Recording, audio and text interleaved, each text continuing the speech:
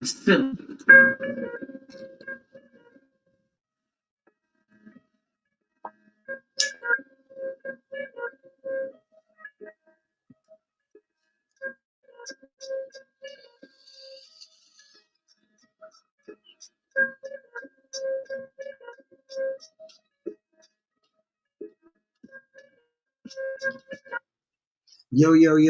what's happening, everybody? It's the Joint Roller Ayatollah, my tag team partner, CT, aka Chi Bang. What's happening with you, my guy?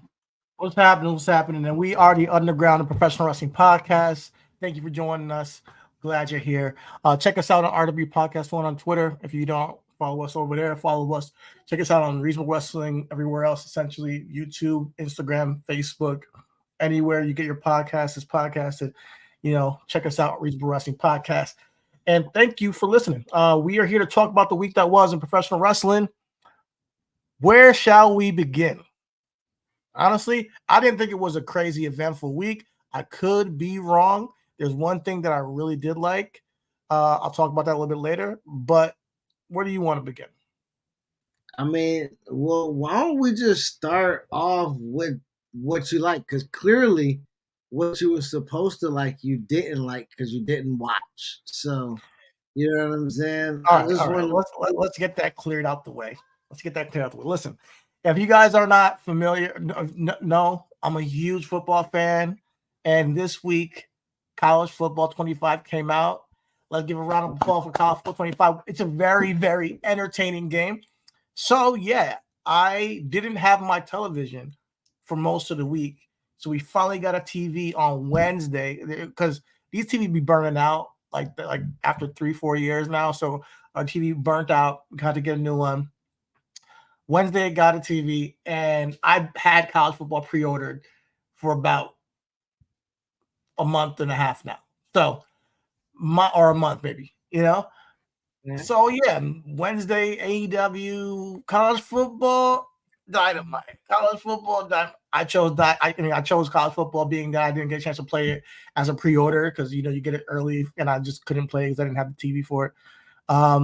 So yeah, I didn't watch Dynamite. I planned to have check out it next day and watch some of it, but I ended up doing some work and then more college football. Sorry.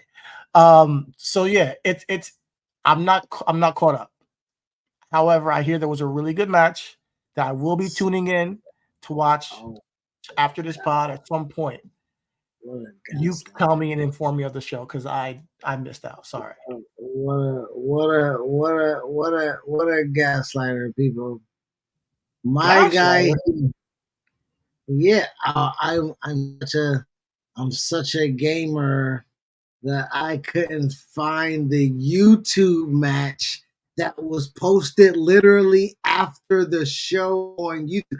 I guarantee if we go to Cheaty's fucking recently watched on YouTube, it's a whole bunch of Jets preseason shit that he probably watched. It's not.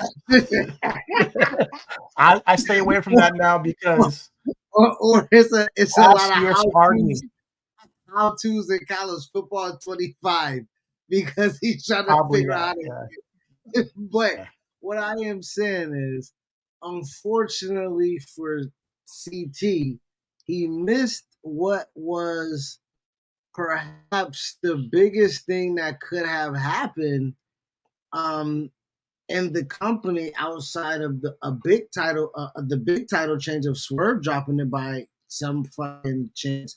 But MJF and Will Ospreay went damn near the first hour of the show on Dynamite. And that's why I didn't watch it on YouTube. That's why I knew I could have just tuned it on YouTube, but I did it because when I heard the buzz around it, I was like, I want to give this a time it deserves. And I didn't have the time or I didn't prioritize it. I thought I would watch it by now, but I been caught up. YouTube was the whole match minus commercials. It was? Oh, okay. Yeah. Okay. YouTube was the whole. I didn't know that. I would have watched it there if I knew. I saw 20. I think it's 23 minutes on YouTube of the match, minus picture and the commercials and everything like that. They showed everything that was on TV, including the finish. AEW has been a lot better at that as of recently because WWE has also been fantastic at that for the good part of this year, where things is up simultaneously. I think we watched not the kind of jumpstart, but I watched. I don't know if you watched it. How WWE makes their how they make their montage at the end. Everybody's got a segment. Everybody has a match. The production team has a match, and they're scheduled to their match is supposed to be rendered, edited, and placed in the big fucking premiere fucking folder, and it's dropped into play. And there's a big master editor who's making the edits and cuts and dropping the music throughout the whole show. Once that fucking 1, 2, 3 hits for the last match, the responsibility of that person who was editing that last match to clip that up, to get the final stills, the final shots, the pyro possibly, and everything like that, to make sure it runs within the first 2 minutes of you know that last end of montage at the end of every WWE show. That's fucking crazy how that happens. You know what I'm saying? So to that point, WWE has been good at putting matches up. They got people directly editing matches, putting it up on TV, live editing during the show as it's happening. So AEW has been doing that for Collision and Rampage, and as of late, Dynamite. So with that particular match, that was up. That was up that night, and that's why I was, because I actually watched it. I watched the finish of it on YouTube. I watched the match, the rest of it on YouTube. I was watching it live, but to your credit, to your point, I'm not no goody two shoes. I was playing 2K when Dynamite started, but I had it on. You have a good man cave. You have a setup there that you can do multiple things at the same time. I don't got that yet, so let's manifest that for me soon. But here's the thing.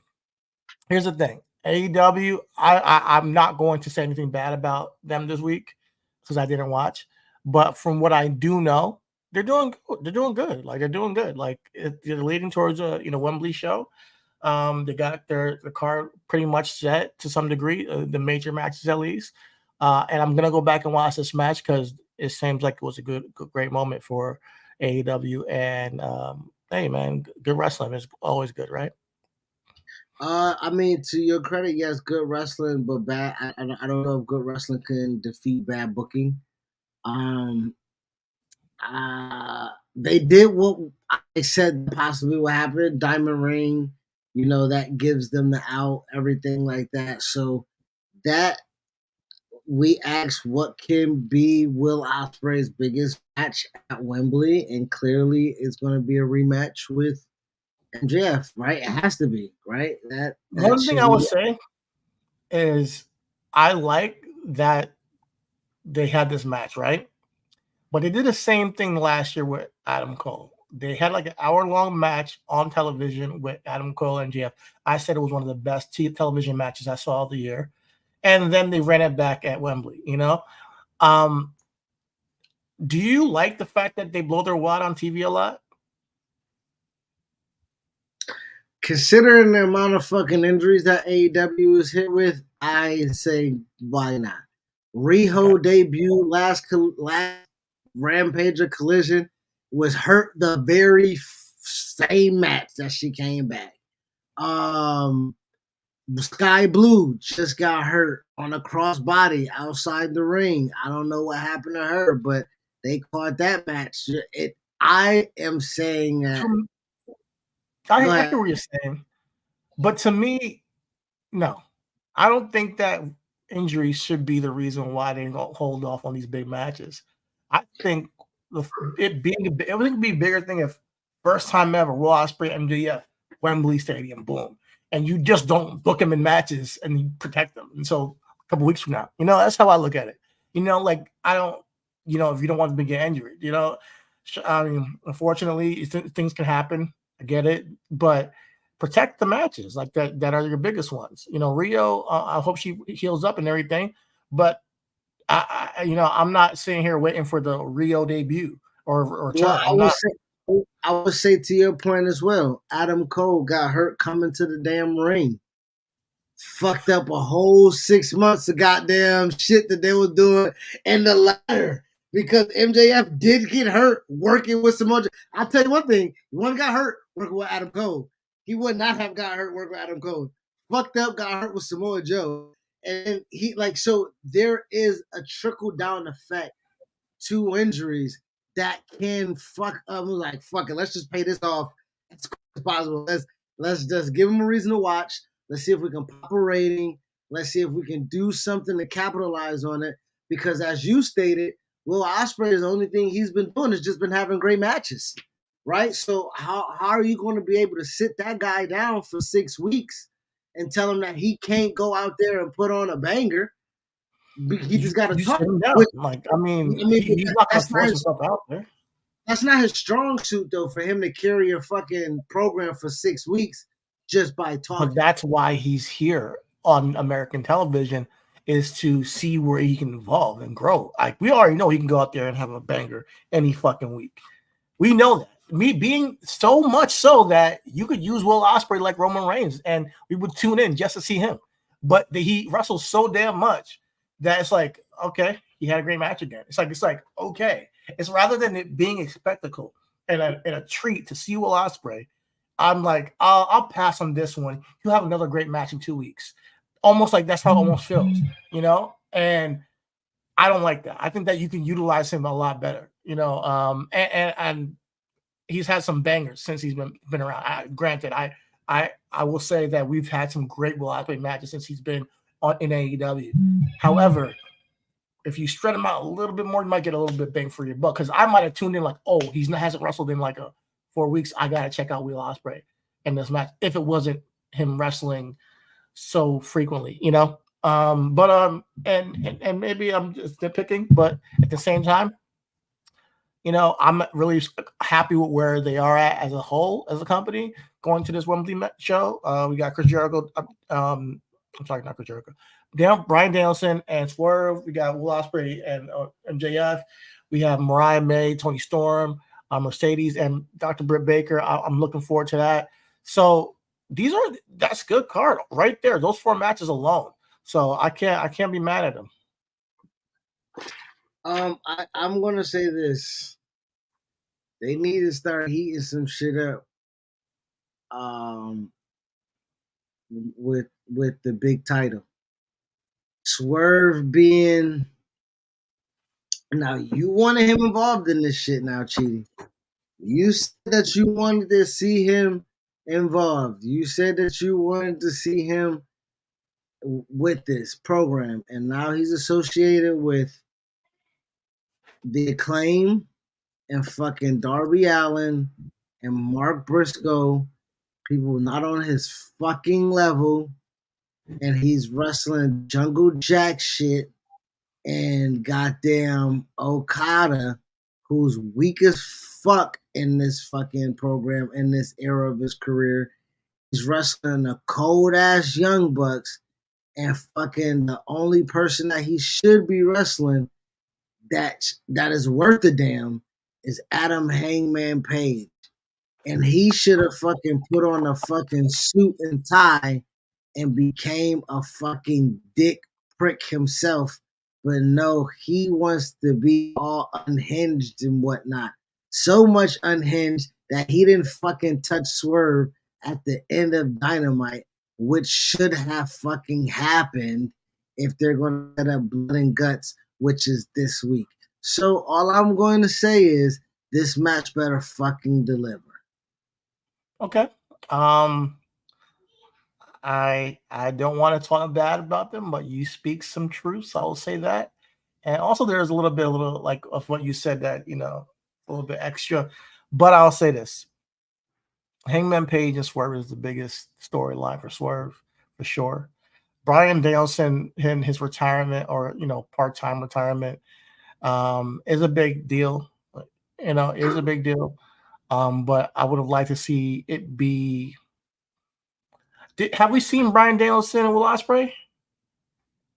Yeah, we have. That's when he he hit him with the thing. He almost paralyzed him. That would have been a really good Wembley match. I'm gonna wait and see. He said it. Ospreay. I mean, fucking Zack Sabre Jr. asked for Danielson. Anybody else could have got Danielson other than Swerve.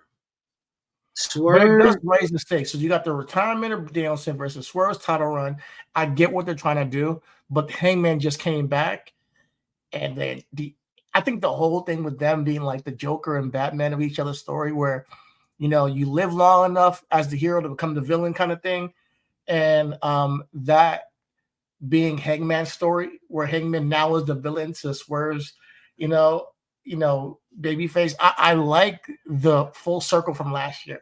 If that was like the big match, them blow off, because now they're on two different sides. He hung them by a chain, remember Swerve hung this nigga by a chain. If we got that reversed in in a certain way, that would be poetic. I don't know, but maybe we'll see it at Blood and Guts, and that will be that. I don't know. So I'm not trying to kill him because there's a lot of pieces to put together. But all in all, I'm going to tune in this week, I promise. And I'm not going to talk too much until I watch it through and see what happens. I'm going to reserve my judgment. I would do the same thing. And the reason why I'll do the same thing is because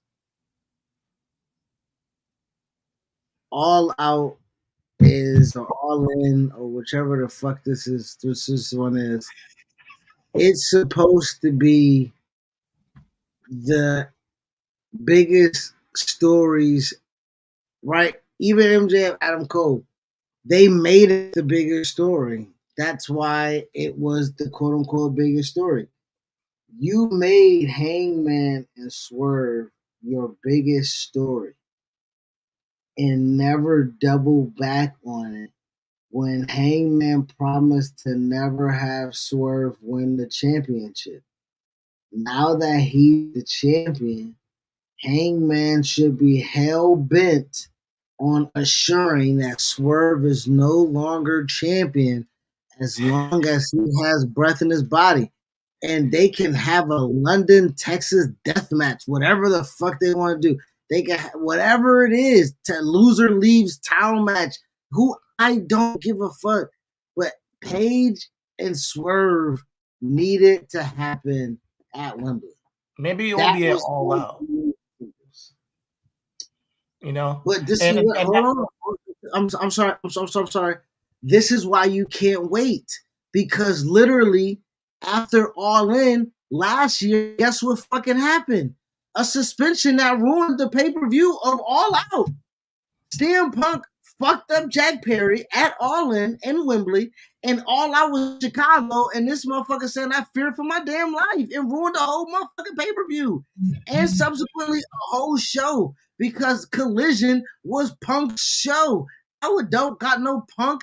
I just don't. That's why, to my point. Well, I don't think that's going to happen again. I don't think that's going to happen again. I think that was a one time, not one time thing, but like a crazy event that just happened. It was a 2-time thing. They done fucked around and fucked with the same nigga twice.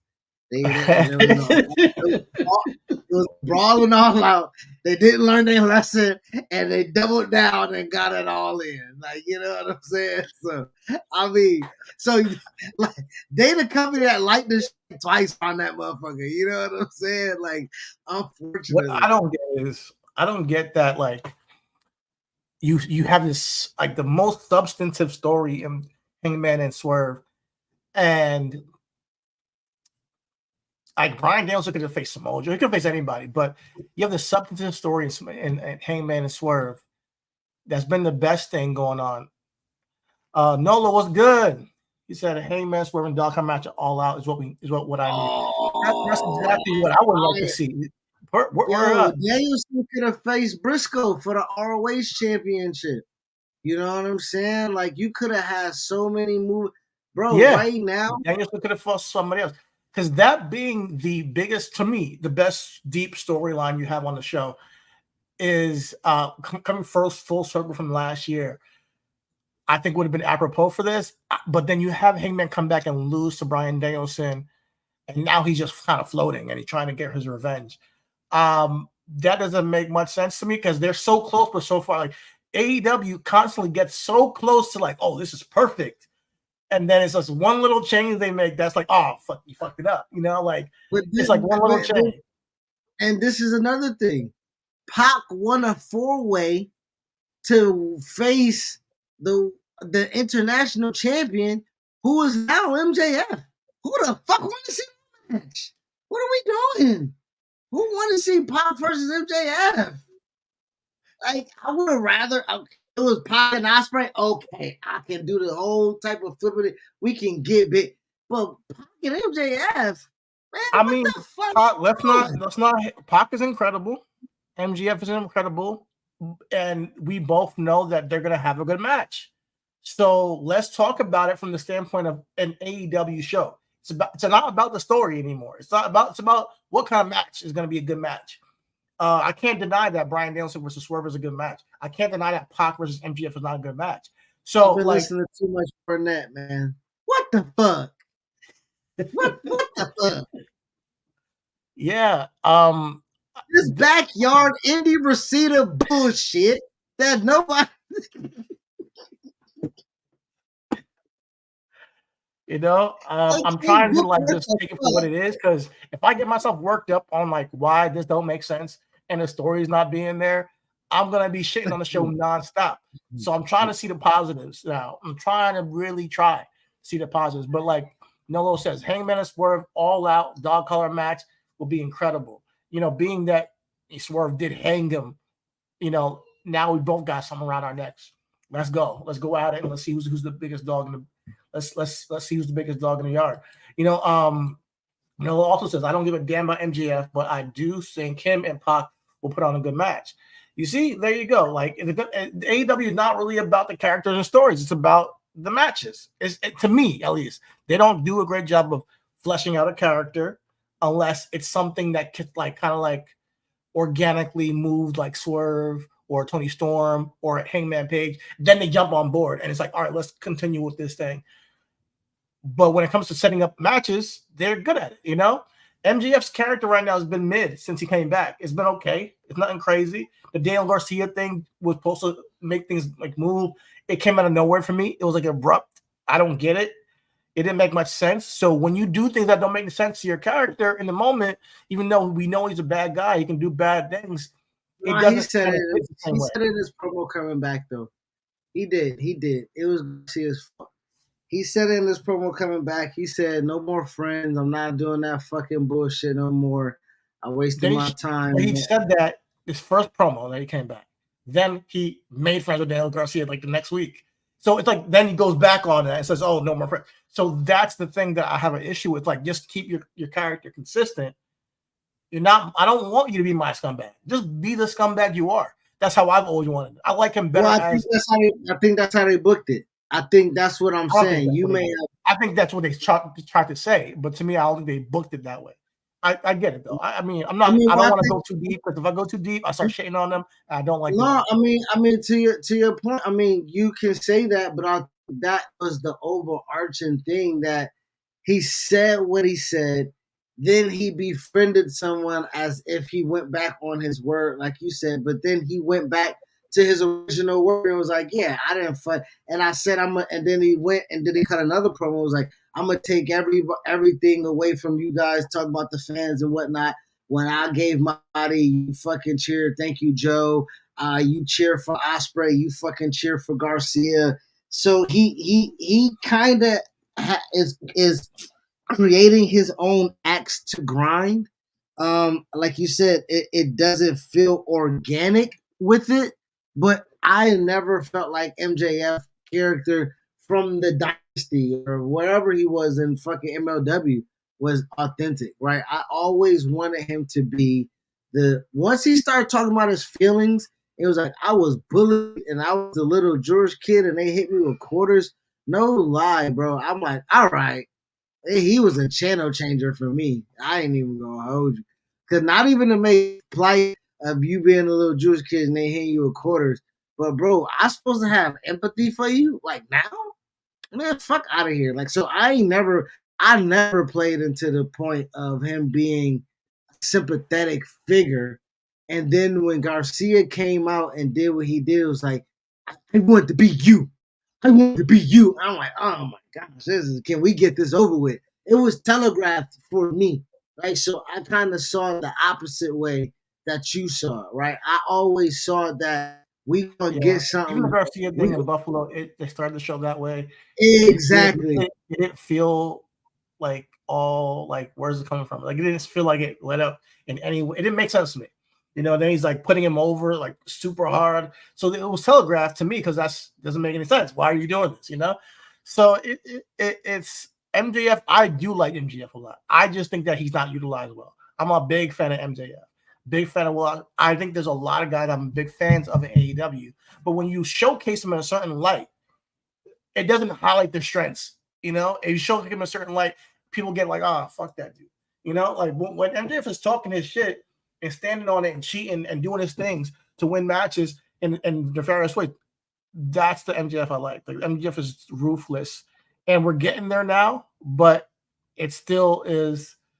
There's no reason for him to be that way right now. It's just he is. I don't know. Go ahead. Let's move on. Well, I think it's the same with. I think the same goes with Mercedes Moné in the same aspect, where it was disingenuous for her, like coming in trying to be a babyface, right? Huh? Have you watched Sasha Banks at all in her career? She is not a good babyface. I would never have brought her in as a babyface to begin with and then pair her up against one of your biggest, likable, most lovable women on your roster immediately. Dumb move if you wanted her to be babyface. Doesn't make any sense. But I think I would say to Mercedes and MJF, they fall in the same category to me. To where like some of the things that you do, it's so bad that it has to be turned the other way, right? MJF's babyface turn, as much as they tried to milk it, it was bad. So much so that he had to do what he do when he came back. Mercedes Moné as a babyface, so bad that now let's just put her with the Bucks. Now we can have a reason to just boot all them niggas at the same time. You know what I'm saying? Like Bucks, Moné, Money. You can now hate all of them together. I don't mind that. I like that, because they're the CEO, the executive presidents, whatever you want to call them. They're in charge. So they give her, leeway as, because of who she is. I like that pairing. I like that her being the obnoxious, over gaudy, presenting, female on the roster. Call me CEO. When D&D said, like, listen, you didn't work 4 years to become a CEO. You clearly worked but she did work 4 years to become a doctor of dentistry. Like those little things matter to me in that promo. It's like the difference between me, the DMD, and the CEO. She made it very clear of like your thing is a whole facade, and I'm breaking that down. So I'm looking forward to how this plays out with them too. But hopefully through this, we get to see like a really good match and the story grow with Mercedes and Britt Baker at this point, honestly. But I think that goes back to your point of AEW does have a really good way of telling stories if it's legitimately personal, right? They don't have a really good idea of manufacturing things, which I can also appreciate because sometimes there's so much good, juicy, real life stuff that you can create that makes it better than you manufacturing some shit that we have to follow along and kind of get behind and stuff like that. And you can manufacture it while putting a little bit of realism into it. That's all you need. WWE add like a little line here or there that makes a fan feel like there's more heat than it really is and gets us to buy into the animosity. No, I won't give you that because me and you have a problem with how we've had a problem with how WWE books and has been booking and has positioned people like, well, why aren't they going with something that's so natural over here or that has No, I'm not saying that they're perfect or anything. I'm saying that that's how whenever I see it work is when they do it that way, where you add in a little bit of realism to the manufacture. That's how you can manufacture something very well. Like the CM Punk and Drew McIntyre thing. I know you think it's real and all that shit. I don't think it's that real. I think that they over time have added elements to make it more real. Did he injure him? Absolutely. Then now let's roll with that shit. Let's go with that. They don't really have this real animosity in real life, I don't think. Well, I won't be so adamant in agreeing to that as well, because listen, man, to know Punk, which we do not know, Punk is a taste that is acquired. And Drew's saying that a young Drew was impressioned by the top guy who was an asshole, who has remained an asshole, and that has shaped Drew to who he thinks Punk is, Phil Brooks, that can be real. But to your point, I'm making my point of AEW. MJF and CM Punk was the same way. MJF and Cody Rhodes was the same way. Swerve coming out the Hangman saying, "I want your fucking spot," is the same way. So to when you say they don't know how to do stories, they do, right? They do. I don't even want to say it's few and far between. I do think that they get in their own way of something that is completely right in front of them. And that kind of is a little irritant to us when we know, like, yo, you've done it. You've at a high level. You've done it with other people and not the same person. You've been able to kind of again, we talk about manufacture, but it's not really manufactured. If that's what we'll show us up about Punk and the Elite. You could have made money with that. You know what I'm saying? Punk and FTR and the Elite, that could have made some legitimate money, but this goes back to, do you want to make money or do you want to be in charge? And or do you just want to have good matches? Like, you're right, be in charge, just have good matches, bringing your buddies from Japan, like those types of things are cool and all, but when you mix business and friendship or business and pleasure, it kind of can mix things up in a way where I feel like they're like, okay, who cares what gets over? We like it this way. This is what we want to show wrestling. Is how it was done. And I think that arrogance of like, we're going to show you how to do it another way. And we're going to have our show and we're going to have 6 matches and 4 of them are going to have people from Japan and AAA and AAA from Mexico that no one knows who they are, but fuck it. We're going to throw that on Dynamite, eat that shit. We're going to show you how it's done. That arrogance can almost get you over the model that's been built in the past of how to get over in America and make an interesting story and television show that I think is happening with AEW a lot of the times. That's why since Forbidden Door, I appreciated their show more, because it seems like there is some sort of direction and structure now that is not just, we're just going to throw people from different companies on TV and you guys are going to just sit there for 3 hours and just suck it up, even though you don't know who these guys are. Like, listen, I'm sorry.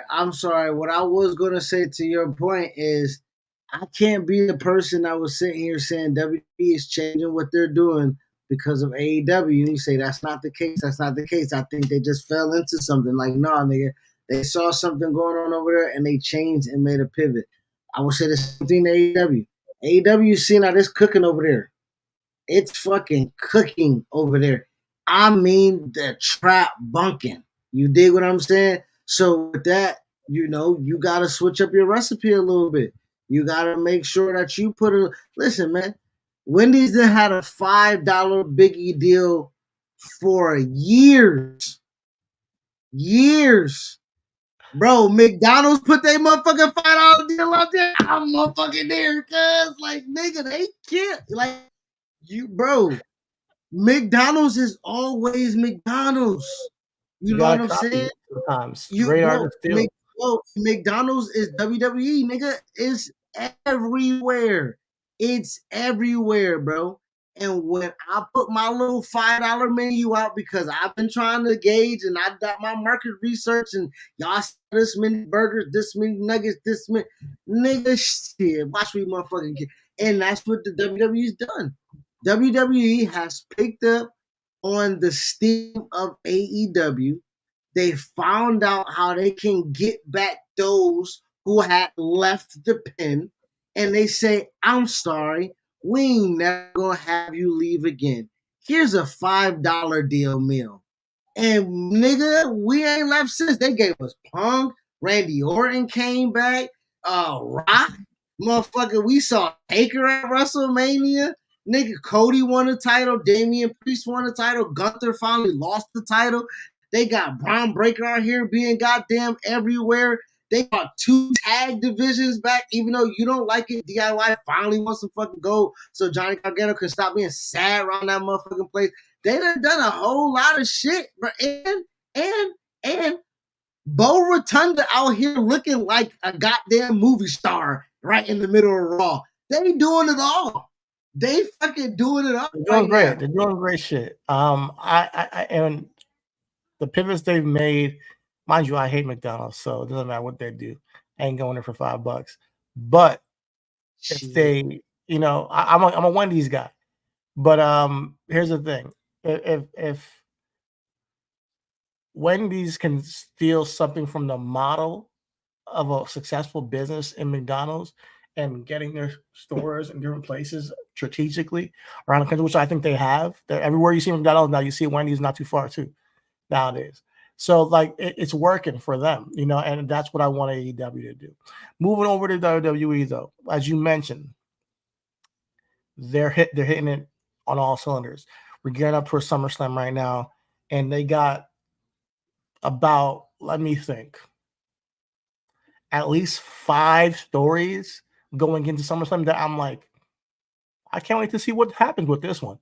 I really, really, really am interested in a lot of this shit. And my favorite thing of the week, although you shouted out Taylor or Bo Dallas or Bo Rotunda, as you said, my favorite part was Rowan.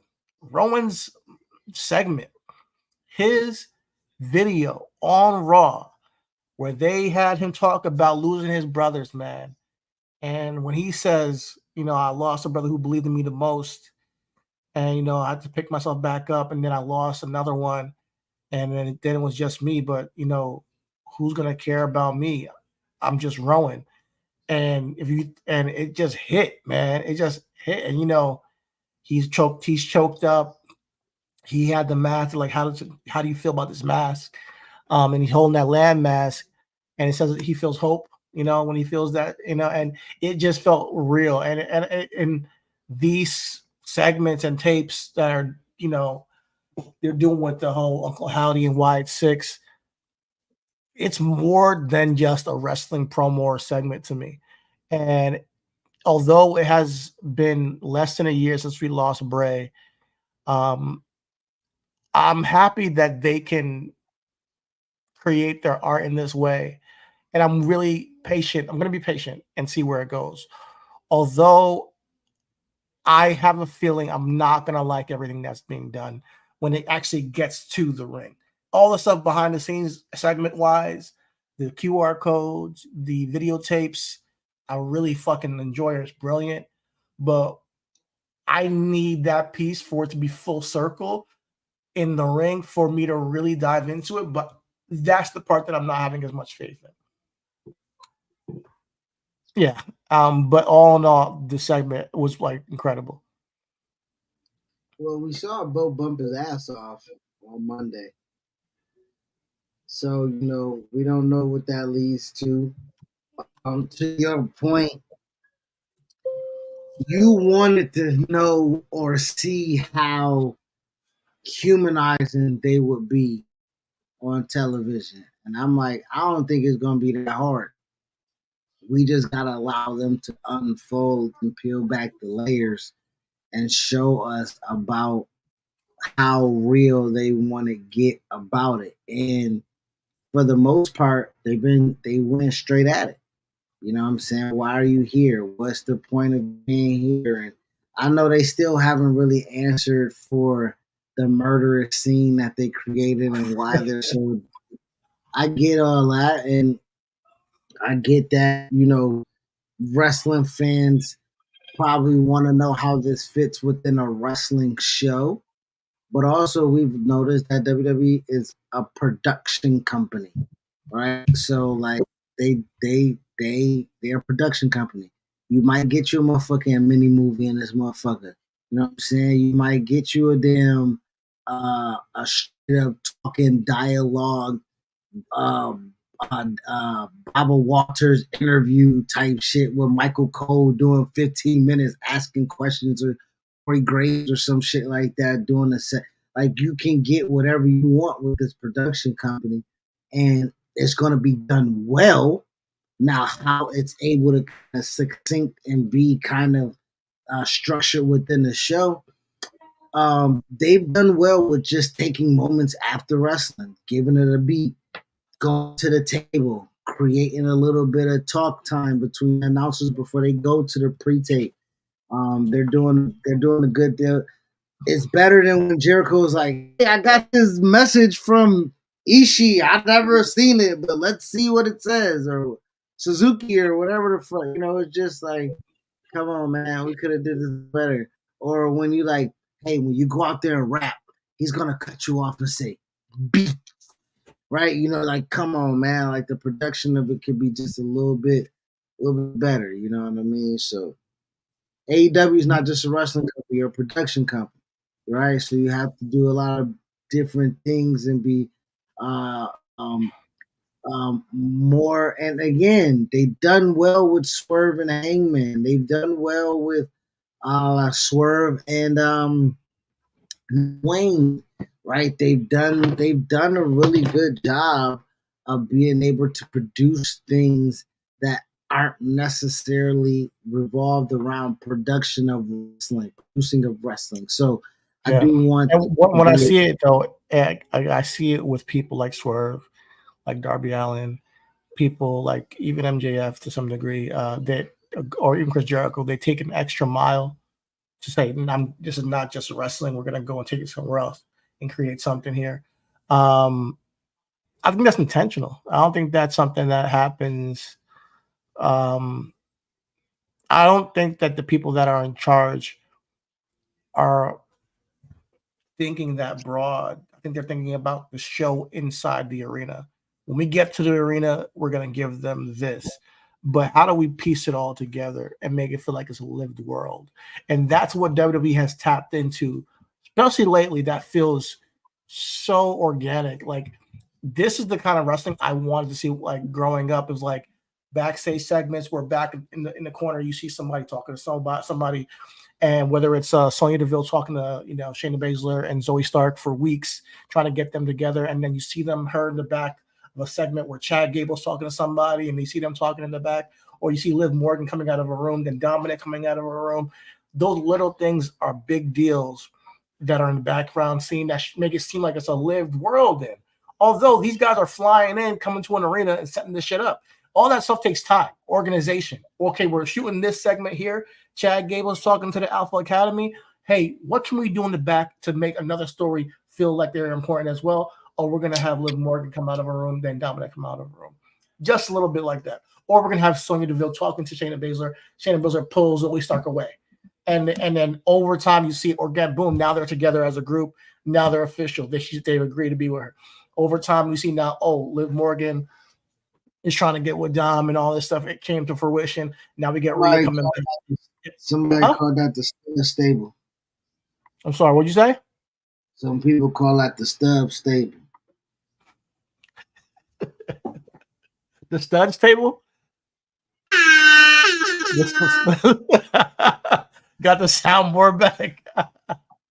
The stud stable, man. Listen, we'll see where that goes. Because I think I like all of them.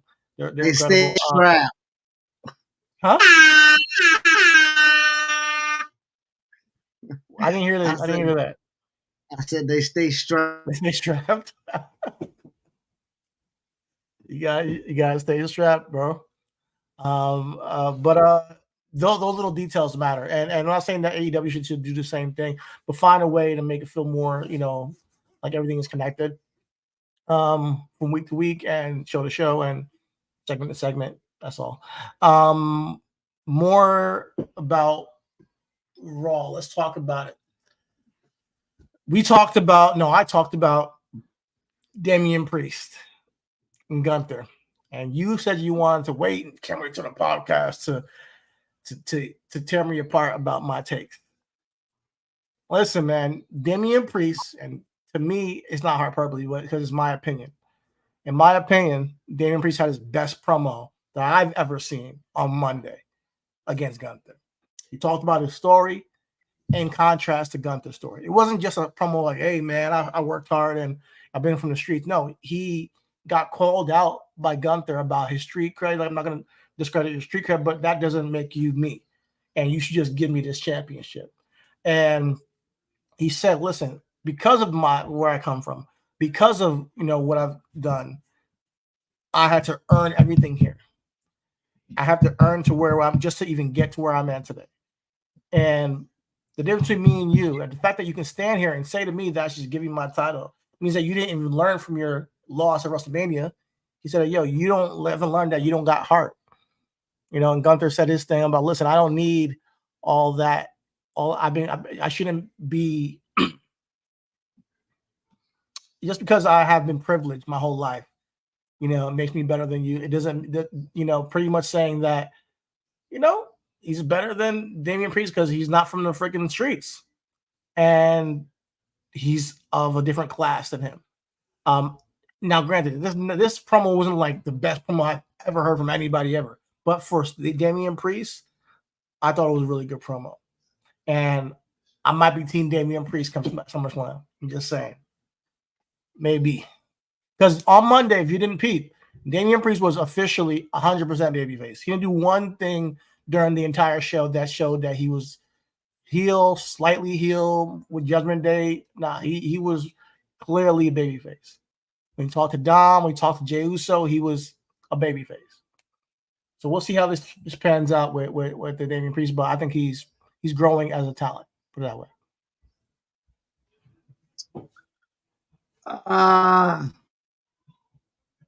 Yeah, man. I will say this. There is not a person in this world who's going to sit and say that Gunther didn't motherfucking earn it as he's beating the fuck out of people for 2 years straight. No one said Gunther didn't earn it. You were saying that Damian Priest was not credible champion. That's what he was saying. And Damian Priest didn't take that away from Gunther. He said that he didn't have heart. Bro, to your fucking words on the podcast, Damian Priest is not a fucking credible champion. To your sentiments on the podcast before he even cashed in, what the fuck, why the fuck, where the fuck, how the fuck, what the fuck with Damian Priest as your world champion? So all I want to know is just how the switch up come, because now he done had a couple fucking matches where he needed help and didn't stand on his own too, and he want to talk about his fucking heart.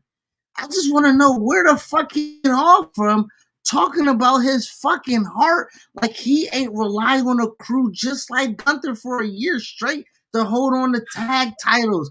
To like we talking about, yeah, I said I was waiting on it, nigga. This nigga Damian Priest want to get and talk like he been getting it all on the strength of his own and shit like that. This nigga had help from damn Finn, from damn Dominic, from damn JD McDonough, from damn CM Punk. He done got help from all across the goddamn place to keep that damn title. And he want to talk about some damn heart? Like Gunther don't be chopping niggas' chest off to hold on championships for 500 plus days? What are we talking about? I mean, I feel you. One, I'll address the fact that my switch up comes because I've seen improvement from the guy. Like, that's where it comes from. It comes from me seeing the talent evolve real time. Before he cashed in, I didn't want him to be successful. I was like, who's he going to take? Whose spot he going to take? Like it's just too stacked up top. And now you want him to take Gunther's spot. No, he's already champion, man. Like he's at the top, or quote unquote at the top of Raw. So my thing is like, all right, I'm not saying to take Gunther's spot, but this moment right here is pivotal for Damian Priest. One, regardless of him winning or losing, he should be away from Judgment Day after this match. He should be completely opposed Judgment Day, regardless of winning or losing.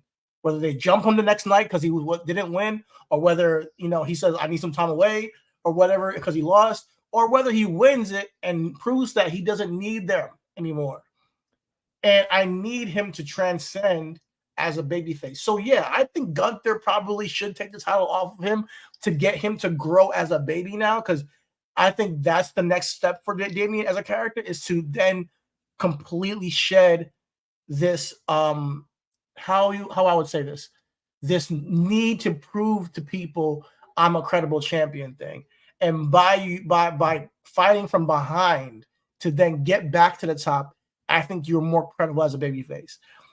But this is a great person to fight for him to be against, because every person he's faced thus far has been somewhat above a babyface. So he hasn't been able to sink himself into the babyface role at all, because the first was Jey Uso, who's a flat-out babyface.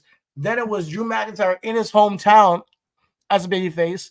Then it was Seth freaking Rollins, So now he gets to play the role of a champion baby. And it's not been an easy road for a champion of Damian Priest who doesn't have a firm alignment of babyface or heel. So I can't clown his run, because I think he's had a good run.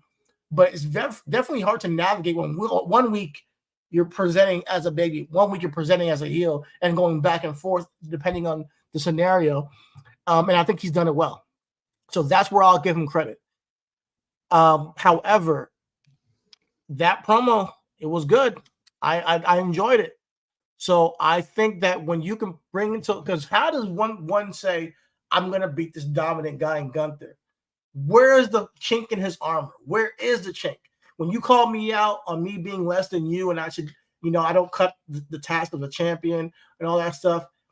The chink in his armor is his overzealous and his arrogance, and that he still hasn't learned his lesson from losing his Intercontinental Championship, and that the guy with more heart beat you then. And guess what? The guy with more heart is going to beat you again.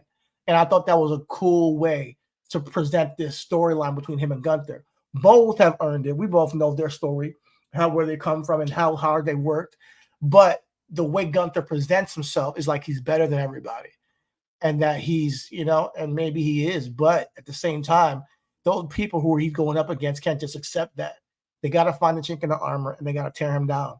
And I think he found a really good way to do it. Listen, I am going to.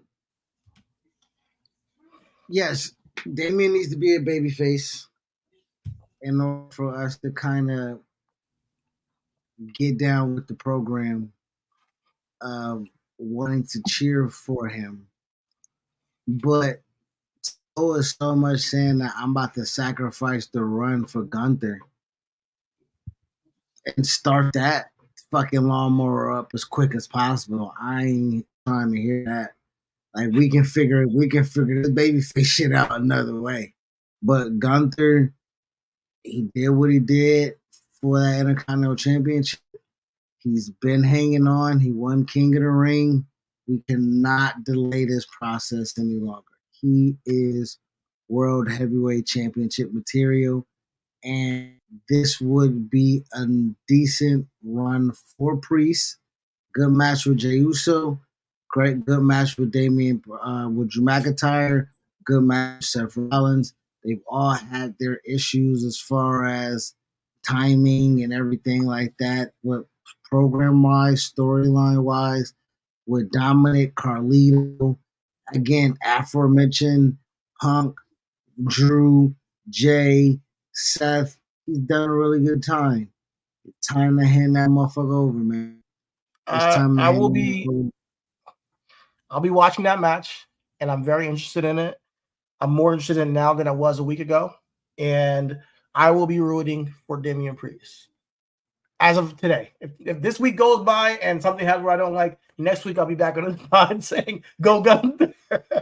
I reserve the right to change my opinion. But as of this moment right now, I'm going to be rooting for Damian Priest because I want to see him continue to evolve as a champion, and I want to see him get a clean victory without the help of Judgment Day or anybody interfering to solidify him at the spot that he's in. And I understand this is his first run, so maybe he doesn't get it this run. But if he doesn't, then he got to leave Judgment Day after this whole thing, after this title run. He got it.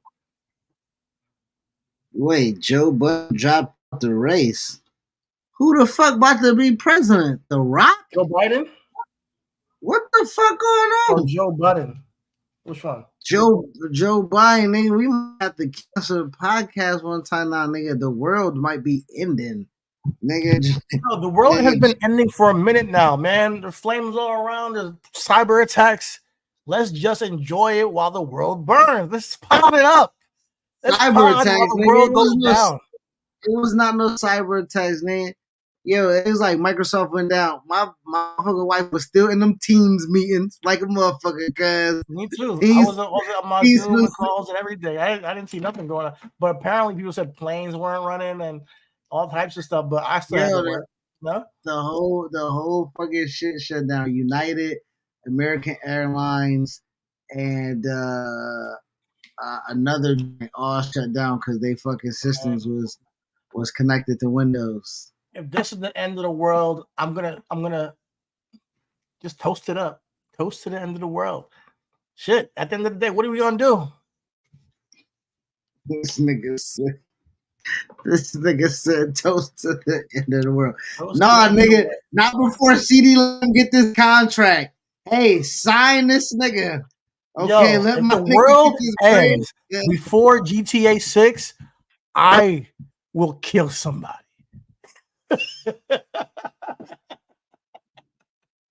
Bro, I know niggas that's waiting on that contract call like, oh no, hurry, we'll sign anything. Let me just get that one last deposit, nigga. Yo. Yeah, CD's nice though. I can't hope he gets his bread. Brandon and I, you not getting his bread and they're gonna force him to play. It's just crazy. But moving on, I know that one time, yeah, the conspiracy theory is Brandon Ayuk has 3 plays. Stay with San Fran for the whole season, or the Bills clear out cap room and he goes to Buffalo, or he goes to the Raiders and Devontae Adams get released and then the Jets pick him up. That's I like the third option. There you go. The third option right there. I think I like that one. Let's do it. Let's make it happen. Yeah, I think he would be great on the Raiders. Brandon Ayuk, yo, come on. Oakland, bro? Nigga, they play in Vegas, brother. Oh, shit. Vegas. Fuck, even better. You get to go to WrestleMania next year. Yeah. Oh, man. Yo, I've been watching that show Receiver. It's really fucking good. Yeah, I'll check it out. Last year I watched Quarterback. It was good. I assume it's better than Quarterback. It's better than Quarterback. It's better. It is. Unfortunately, it highlighted a whole bunch of people who was hurt, but it also highlighted how crazy these niggas are. Justin Jefferson was hurt, of course, last year. Debo was hurt several times last year. Amon-Ra St. Brown tore his oblique off the bone in week 4 and played the rest of the goddamn year. That's crazy, yeah. Bro, fucking ridiculous. And they highlighted Devontae Adams in that whole debacle in fucking Vegas where he was like, I signed on Jimmy G going to the bench. Something needed to change. And that's how Get the nigga on field. I'd rather play with the rookie than fucking porn star Jimmy, my nigga. Get this shit away from me, my nigga. All right, before we get out of here, we do have to talk about SmackDown, I guess. Before we get out of Raw, Ilya, Braun, Sammy 3-way at SummerSlam is going to crash. It's going to break some shit. It's going to break some shit. You see that? You see the difference in energy that you have for that match and the whole MJF Will Ospreay Pac thing, because they can go out there and have an equally good match in a 3-way if you really think about it, but they just have to tell it better, you know. But this match is going to slap as well.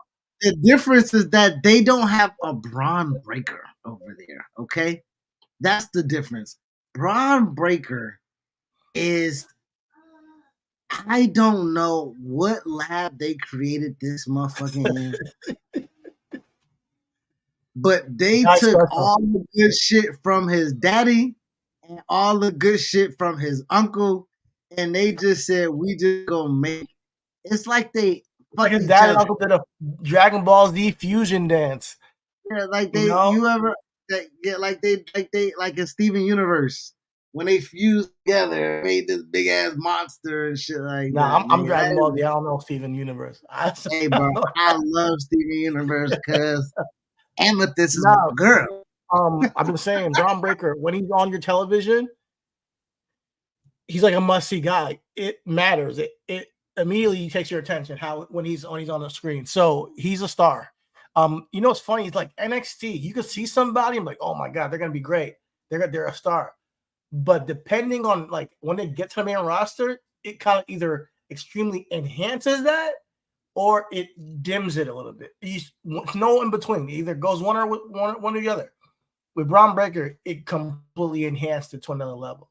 You know, and yeah, I can't wait for that match as well. I always say those matches, those IC championship matches matter finally again.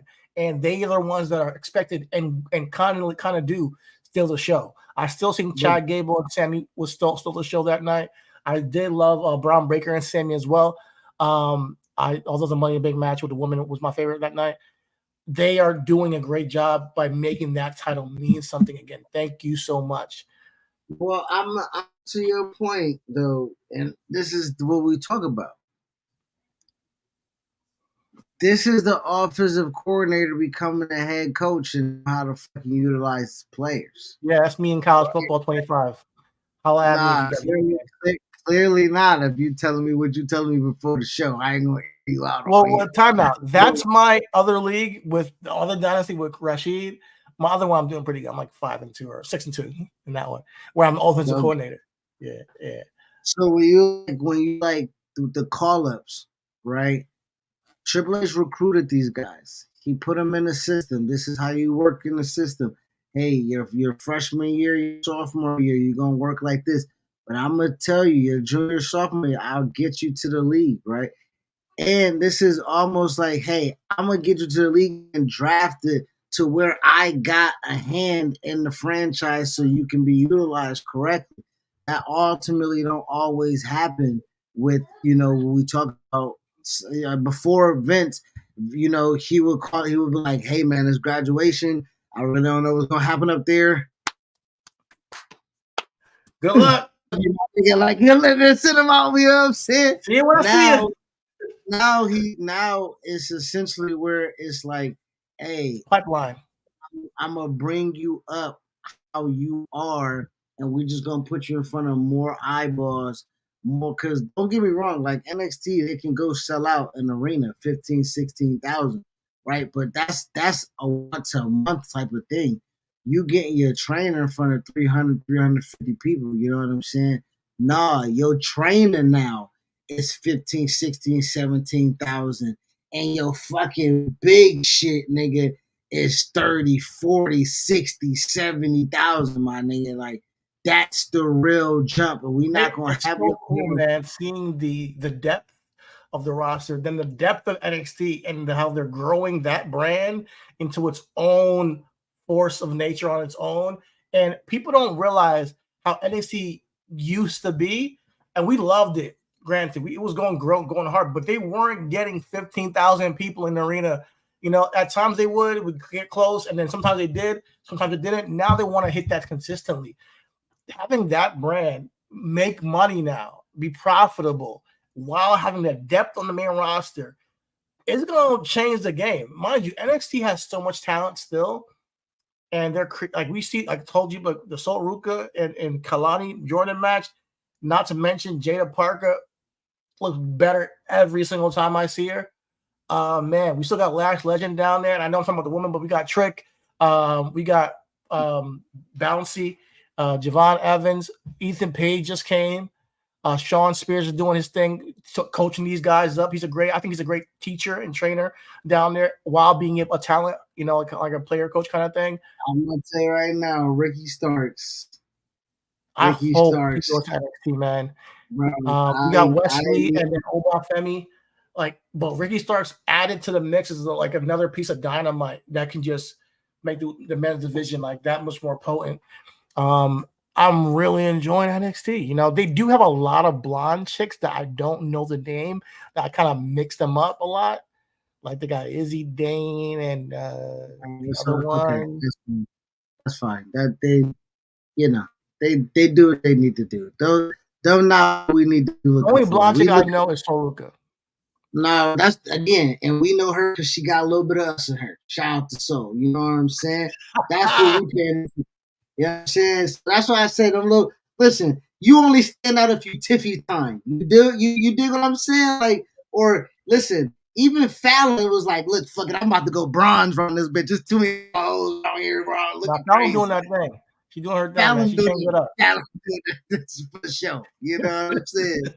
And she can milk a cow anytime. You know what I'm saying?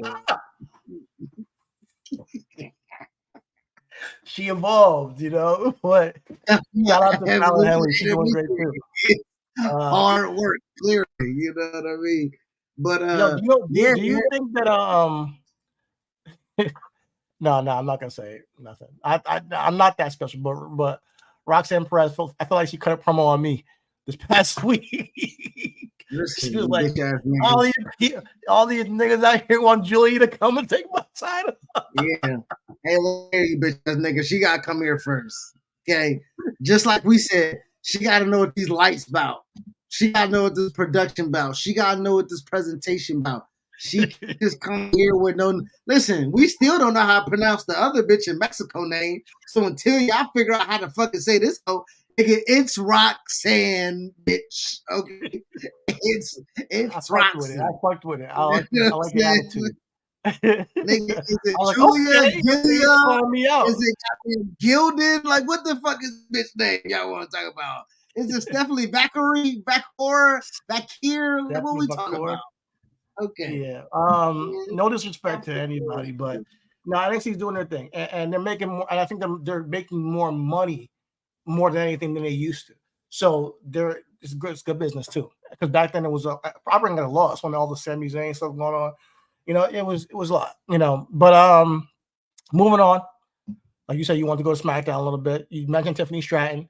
Right now, she's backing up the Queen of the Ring, Nia Jax, who came out and helped her. Wait a minute. Time out. What was the match? I just went blank. It was Tiffany versus Mia Yim, and Nia Jax. Okay. Came out and helped out. Was backing up Tiffany, and I won't say they're side by side. I won't say nobody backing up anybody. Those are two bad bitches standing next to each other. You know what I'm saying? Nia and Tiffany. Yeah, they all like the two. Yeah, I'm just saying. One is the queen, one is the princess. Princess, So I mean, just saying. Bailey did destroy the briefcase, so I think Tiffany probably will be getting a new one, her own custom briefcase. So shout out to Tiffany. She had a decent match, and I love Mia Yim, man. She is working her ass off lately on NXT and SmackDown. Like she has weeks where she has matches. I'm sure she does dark matches and house shows too. But she's on both television shows. That's what's up, man. Shout out to Mia Yim getting that time because I think this is the first time in a while she's getting that shine. I would say too. She not only getting the time, but her and Jada Parker put on a nice match. Yeah, they did a lot. They did a lot of ass slapping, which is a channel stage, a channel changer for me. You know what I'm saying? It was one of the nigga. It's where you hide the remote from yourself. You know what I mean? You're like, what you watching? I don't even know what a remote at. Shit, I don't know. How did this get on? Yeah. Yeah, but nah, they're doing it. She's doing her thing. Tiffany is gonna be a great Miss Money in the Bank. I think she's already doing a great job. But here's the thing: Nia versus Bayley. I don't know who I want to win that match. I kind of want Nia to win, but I have a fear that Bayley's gonna pull it off. I think Bayley's gonna win this match. Yeah, I have a feeling that Bayley's gonna win it, but I would like Nia to win it. Yeah, I would like Nia to win the match. You know what I'm saying? I think going back to her coming back. I want Nia to be a little bit more aggressive on the microphone. I think that Nia Jax should lean into the fact that Bayley started calling her out on her being reckless in the ring and dangerous to work with and injuring her. Don't do that in the microphone. Nah, I just gotta beat your ass, bitch. Especially after you got up on me too. That's how you got up on me. I ran into the thing, made me look clumsy, made you talk bad about me. So now I just got beat your ass for 2 weeks. Yeah, all right, you can do it that way too. But also on the microphone, I want her to lean into that. Yeah, I'm dangerous. Just embrace it. Like, yeah, you damn right. When you get in the ring with me, it could be a problem for you. And I want her just to own her recklessness or whatever people are saying about her, because that makes her just feel more dangerous as a competitor in the ring, as a character. Obviously, we don't want anybody to get really hurt, but embrace it. Yeah, I go out here and I break bitches' bodies. I beat them down. I put them out of action. When you get in the ring with me, there's a potential that you're going to be leaving in a cast or on a stretcher. So that's what I would like her to do. Just embrace all the talk that they have about her. Especially if she wins a championship. If she wins a championship, put Billy out for a couple of weeks. Like something like that. But cool. I'm looking forward to that as well. Think Bayley might win that though. Moving on to the Bloodline, Cody Rhodes. 2 weeks in a row now, they have dominated, showing their dominance on SmackDown. They took out the tag division and Randy Orton last week of DIY, and then they took out Austin Theory, and then this week they took out Kevin Owens and Cody Rhodes. It seems like that Kevin Owens will be out for a little bit. Randy Orton will be out for a little bit. Now it's just Cody Rhodes against the Bloodline by himself. This is a good way to lead up to him in Solo, because we're now saying, can Cody overcome all of this new Bloodline? And if this is what he has to go against, can he overcome it with Jacob Fatu, Tama Tonga Loa in the corner of Solo? Maybe not. But if there is a return of Roman Reigns or Jimmy Uso to come in on his side of things to prevent them from usurping power, that could be somewhere where this goes. I'm willing to see where it goes. I'm enjoying where we're getting it so far. Anything you guys say about it? No, I mean, I will say that Cody and Cody getting help from Roman is going to be crazy. I think that's where that's going to go. I hope so. I think Roman comes back and helps Cody, which will be crazy, right? So I do believe that Cody's going to have to fight from underneath a lot. The help that he gets should be substantial to where it is Jimmy and Jay, or Jimmy first coming, and then confused Cody looking around and like, shit, that's still not enough, but I appreciate you. And then we hear that nigga Roman come out with the wreck everything and leave shirt or whatever, nigga. Or I'm back from leukemia, whatever the fuck you got, nigga. Whatever merch you about to come out with, my nigga. What if that shit goes on the roof off? What if Solo did the thing that you thought Tama was gonna do with the King of the Ring? solo wins and awards Roman the championship? Nah. Okay. Not with all. Nah. My man Solo been too much more. He been watching The Wire, my nigga. That's what he been doing, and he telling Avon Barksdale, "Bitch, this is my block, and the price of the brick went up, and you will acknowledge me." So I don't think he relinquished him. No, he was talking big shit on SmackDown. He definitely took shots at Roman, so I don't see that happening. Just want to throw that out there. LA Knight, Logan Paul. What you think? I mean, what you mean what I think, brother? Just get this shit over with. You know what I'm saying? Crown him? Just get this shit. Hey, better. They fucking better. All right. They better. You know. That's all I'm trying to say. That's all I'm asking. All right, crown him. About time. Anything else? Nah, man. I think we had a pretty good, solid show this week. Wasn't really warranted for us to have a lot of back and forth. Wasn't really warranted for us to have a lot of kind of discourse. Blood and Guts is Wednesday. I think that's going to be the big telltale sign of how this week is going to go. We'll still have a week before. I think next year, Blood and Guts should be the pay-per-view instead of Forbidden Door. Until there's a reason for Forbidden Door, then just make it a Blood and Guts. Because you'd be having Japanese and AAA guys on your show randomly throughout the year anyways. So it's not that big of a deal anymore.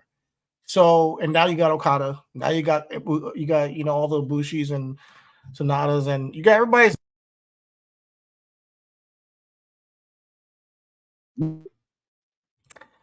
all elite. So yeah, Blood and Guts should be its own pay-per-view, I think, next year. But I'm tuning in this week. We'll check that out.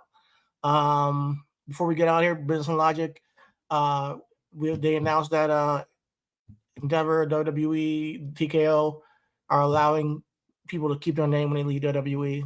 Great business move on their part. I think it's going to be cool so people know that they don't have to go through a whole litigation to get their name back that they created with WWE, which whatever it is, or whether, they came in with the name or something like that. It doesn't matter anymore. So cool shit there. Good news there.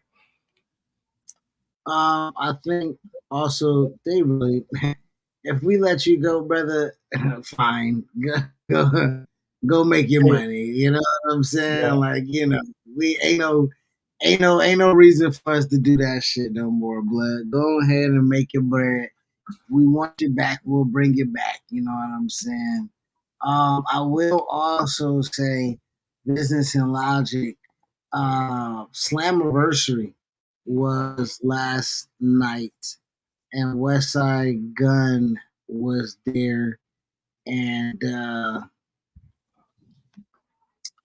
he is crazy for catching all the shit that he catching there, nigga. PCO had a fucking match, took a crazy bump against fucking AJ Francis. Smoke Dizza was there. This guy named Josh Bishop came, which is Westside Gunn's wrestler, and they just beat the shit out of PCO. Westside had a song featured on TNA, which was crazy. Let me see if I can get it right now. Let me see. Hold on.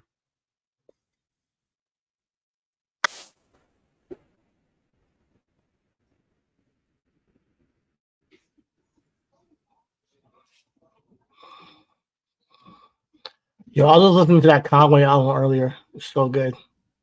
What did you say? I listened to some Conway earlier this week. So good. Yeah. Conway album. Yeah. So they had the Chocolate Face was the song of Slammiversary. It featured DJ Khaled. It's gonna come off Fly God is an Awesome God 3. So that was fucking ridiculous. The Rascals got together, the whole clique, Trey Miguel, Wesley, Zachary Wentz, they had a match. Mustafa Ali lost to Mike Bailey. Nick Nemeth is the new TNA World Champion. ACB, Austin Ace and Chris Bay's new tag team champions.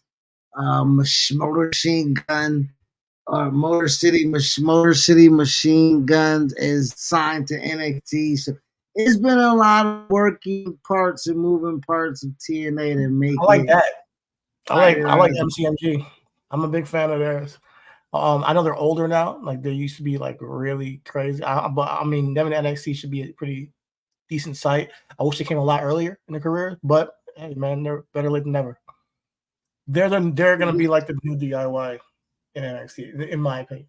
But they could be. Okay. Yeah. Okay. All right. Well, I can't wait to see that then. Yeah. Anything else? No, man, that's it for me, brother. That's it for me. I gotta shout out Red Velvet. She has a new finisher. I saw that shit. It's fire. Is it? What she do? So she has a person on their knees, lady in front of her on her knees. She grabs them like this and flips over and hits a cutter. Yeah, you just gotta look up her on Instagram. You'll see it. I mean, if I look her up on Instagram, that ain't what I'm looking up. I won't look at your woman. That's disrespectful. So I'll go do it. Yeah, I know what you're doing over here. Just chill out. Listen, man. Oh man. Yeah, brother. Let's go ahead and see if we can wrap this up. We got our show done early, so we can have the rest of our Sunday to probably be fucking adults. So go ahead and I'll wrap this up and we'll say all is love. All is love. Everything is wrestling. We'll see y'all sometime during the weekend next week. All right, guys. Peace out. Deuces. I might have to get that college football. That's taking all your time. I feel like a bitch. I'm not playing right now. I'm just doing some work. No, it's like you busy. You spend all your time on the game.